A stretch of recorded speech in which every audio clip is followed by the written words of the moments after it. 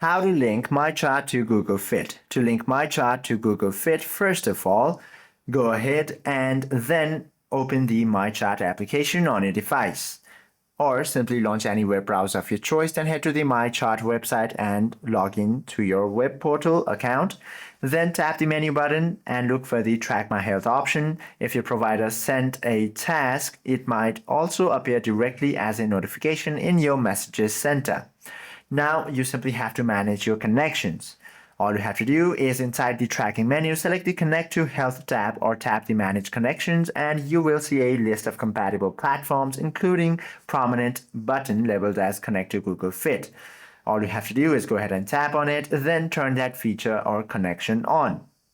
Now you simply have to confirm the data flow. Verify that your active data metrics are turned on within the sync checklist. Your data will now automatically sync from your device into your electronic medical records. Hope this video helps you out a lot. If you have any questions or queries, do comment down below.